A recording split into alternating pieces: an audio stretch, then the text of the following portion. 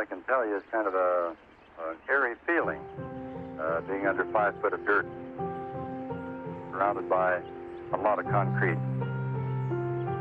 First of all, this capsule is 20 foot by 10 foot by 6 foot, and it's built out of 1 foot concrete walls.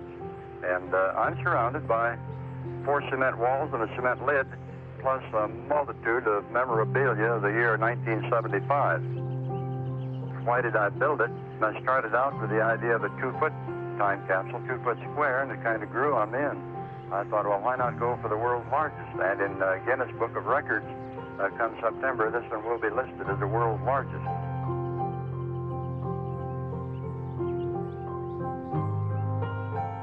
My God, he's nuts.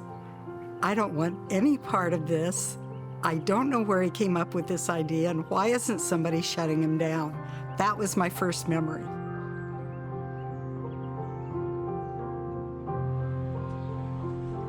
Being entrusted with this time capsule is a super, super heavy responsibility.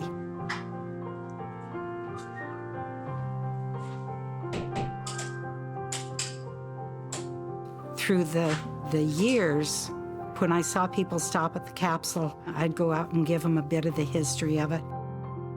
So I felt obligated to share that story as much as I could with anybody who took the interest to come. And it was tough. It was a huge responsibility, but at the same time, I did enjoy it. I enjoy it more now than I did then. Trish Davison Johnson has followed in her father's footsteps in Seward, Nebraska.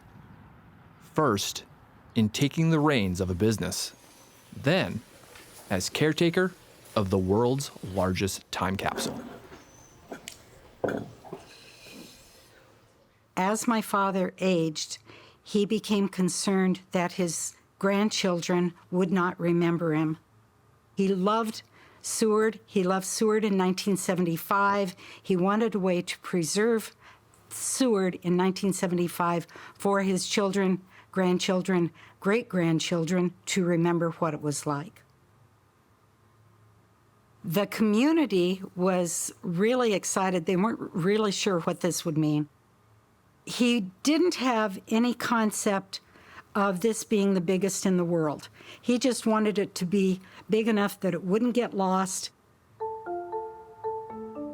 He spent most of his time just calling people, trying to find an expert in how to do this and what it would take to make a concrete bunker strong enough to last. And all of the experts said if he had 8 inches of concrete for the walls, that would be plenty. So of course they made him 12 inches. They talked about how much rebar was needed, and Dad doubled that also. The bunker is 10 feet deep, 12 feet deep, something like that. And the lid of the bunker is actually below ground level. Everything was done truly almost subterranean. The capsule included clothing, pop, letters from the community, a motorcycle, and 1 yellow Chevy Vega. A lot of the people thought, here goes Davison again, in terms of building a time capsule. In 1953, he had taken the Seward High School basketball team by bus to Seward, Alaska to play basketball. So he had done a lot of unusual things in his life, and this was just going to be added to the list. My dad started out in this era of poverty. He was born in 1907 in Seward. When my dad was a child and he knew that there wasn't enough money for food, he would scrounge alleys for things he could sell. He was always looking not for the money. It wasn't the money. It was what the money could do that made the difference for him. Because he was always investing in the next big idea, whether it was building the bowling alley, whether it was building the apartment building. He had a Harold Davison farm supply, which became House of Davison. The House of Davison was an institution in Seward. When I graduated from high school in 1972, my parents went up to House of Davison to buy me a Lane cedar hope chest that I still have, actually. So House of Davison, absolutely an institution, part of everyone's life. My dad loved being born in a small town. My dad loved being born specifically in Seward. He wanted to do what he could to further the town, and he always said, in 50 years, people are not going to remember Bud Davison. They're going to remember Seward as the home of the world's largest time capsule. As the nation geared up to celebrate the bicentennial signing of the Declaration of Independence, the underground tomb was sealed. On July 4th, 1975, Davison's grand vision was cemented in history. Before long, the tomb would be added onto in a race for the world's largest. After 2 years in the Guinness Book of Records, Oglethorpe University stepped up and said, we have a crypt of civilization as a time capsule, and it is bigger than that. And I know that that was in his head when he added the pyramid, that it again made it bigger without a question. I think that Dad wanted the largest time capsule in the world because it would become a part of Seward's legacy, Seward's lore. And I think 50 years sounded so improbable that it would be there forever.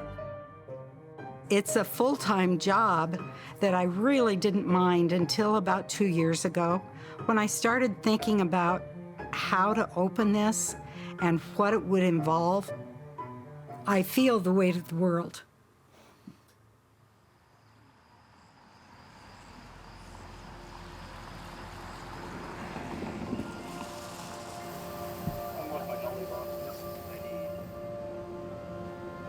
You see my hand shaking?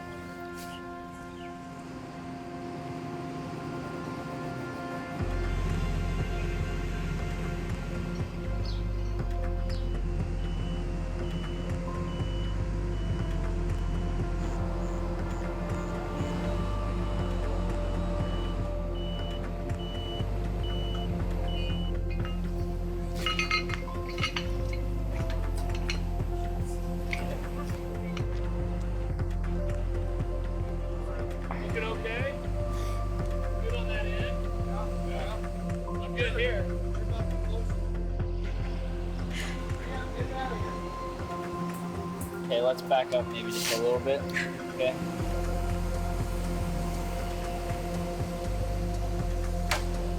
I can feel 50 years of planning that could go up in a minute, or it'd be a huge success. And I consider this to be a huge success. This is the culmination of his dream. I'm hopeful those letters will be what people expected and give them the joy that they wanted. And I am so excited to celebrate a Chevy Vega, and I never thought I'd say that in my life. Okay. Bring it down a little closer, you guys are still okay.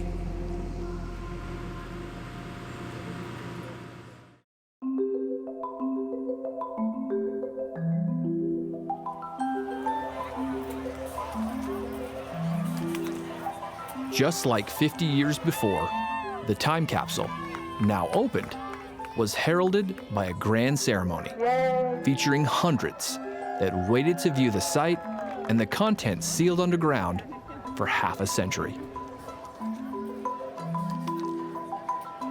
I think it's just an amazing testament to the builders and to Harold Davison on how well everything was preserved and how well it was built. I believe it's kind of been a connection with the past for everybody. For me, it's kind of been, I knew my parents put a letter in there to us kids. So it was, at the time thinking, golly, I have to wait so long to see what it was. But it got here before you know it.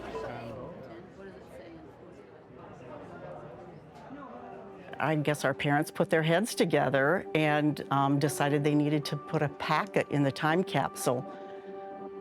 Only my sister Anne remembered that they talked about doing that. And she was convinced that there was something waiting for us when the time capsule was opened.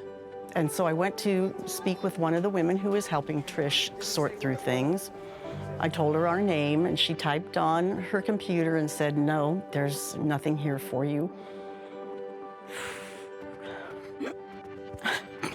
I still feel like it was a voice speaking to me that said, "Ask about Jones National Bank."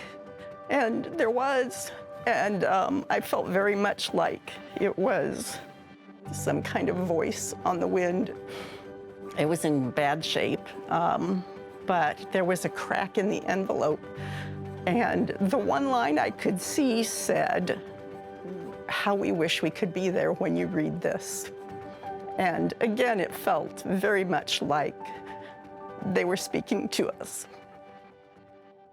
Paper is one of the scariest things you can work with because it is so fragile, but yet contains so many important moments in the history of human beings as well as the history of your family.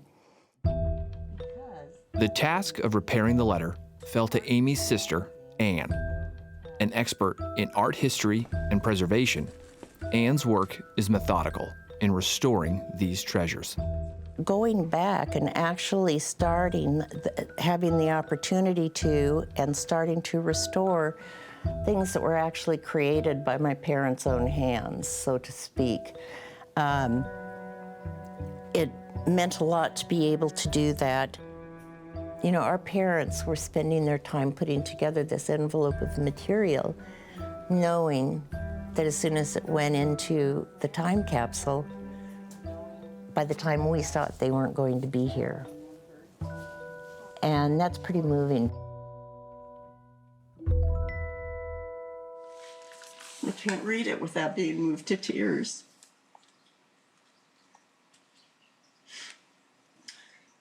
How we wish we could be with you as you read this years hence. But the good Lord has decreed we must go when he calls. We've worked hard, but it has been a good life with loved ones.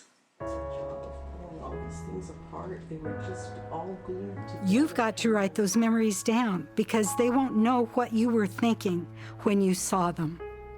They won't know what you thought when they started kindergarten or what you thought when they came out looking terrified.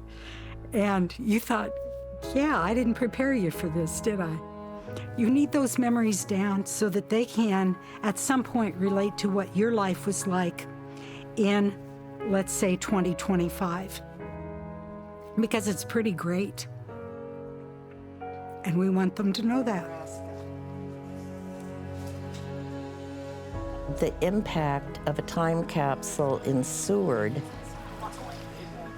just this bit of material takes me back decade after decade after decade after decade, and being able to piece together our lives currently and how all of those experiences shaped who we are and what we're doing today.